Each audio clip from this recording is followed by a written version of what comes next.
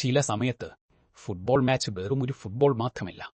ചില സമയത്ത് 90 മിനിറ്റ് ഒരു മുഴുവൻ രാജ്യം തന്റെ ദേശീയവുമായിട്ടാണ് ഇറങ്ങുന്നത്. 1986 അർജന്റീന വേഴ്സസ് ഇംഗ്ലണ്ട് കൃത്യം അങ്ങനെയൊരു മാച്ചായിരുന്നു. വെറും 4 വർഷം മുമ്പായിരുന്നു അർജന്റീനയും ബ്രിട്ടനും തമ്മിൽ ഫോക്ലാൻഡ് വാർ നടന്നത്.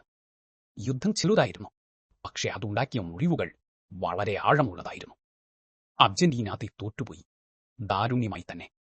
പല ജവാന്മാരും പിന്നെ വീട്ടിലേക്ക് തിരിച്ചു വന്നില്ല. മുഴുവൻ നാട്ടുകാർക്കും ഇംഗ്ലണ്ട് ഇപ്പോൾ വെറും ഒരു ഫുട്ബോൾ ടീം മാത്രമായിരുന്നില്ല. അതൊരു ഓർമ്മയായിരുന്നു, ഒരു ദുസ്വപ്നം, ഒരു വേദന. എന്നിട്ട് 1986 വേൾഡ് കപ്പിൽ അവർ പിന്നെയും നേർക്കുനേർ വന്നു. ഈ തവണ ബാറ്റിൽ ഫീൽഡിലല്ല, ഫുട്ബോൾ പിച്ചിൽ. പിന്നെ അർജന്റീനയുടെ കൂടെ ഡിയേഗോ അർമാൻഡോ മറഡോണയുണ്ടായിരുന്നു. അങ്ങനെ ആ 51 മാജിക്കൽ മിനിറ്റ് വന്നു. ബോൾ ഹവയിലായിരുന്നു, ഗോൾ കീപ്പറും ഹവയിൽ, മറഡോണയും. എന്നിട്ടൊരു കൈ റഫറിയുടെ കണ്ണു വെട്ടിച്ചു. ഗോൾ അർജന്റീനയ്ക്ക് നൽകി. ഇംഗ്ലണ്ട് പ്രതിഷേധിച്ചുകൊണ്ടേയിരുന്നു. പിന്നെ മറഡോണ അതിന് ദി ഹാൻഡ് ഓഫ് ഗോഡ് എന്ന് പേരിട്ടു. പലർക്കും അത് ചീറ്റിംഗ് ആയിരുന്നു. പക്ഷേ അർജന്റീനക്കാർക്ക് അത് 4 വർഷമായി ഉള്ളിലടക്കിയ വേദനയ്ക്കുള്ള ആദ്യത്തെ മറുപടിയായിരുന്നു. പക്ഷേ മാരഡോണയുടെ കളി അപ്പോഴും തീർന്നായിരുന്നില്ല. വെറും 4 മിനിറ്റിനു ശേഷം ഹാഫ് വേ ലൈനിൽ അയാൾ ബോൾ പൊസഷൻ എടുത്തു.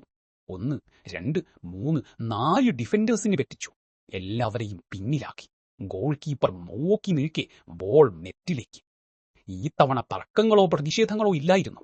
വെറും നിശബ്ദതയും ഡിസ്ബിലീഫും മാത്രം. ഫുട്ബോൾ ചരിത്രം ഇതിനെ the goal of the century എന്ന് വിളിക്കുന്നു. ഒരു മാച്ച്, 2 ഗോൾസ്. ഒന്ന് ബേഷ്യത്തിൽ നിന്ന് വന്നു, മറ്റേത് ജീനിയസും.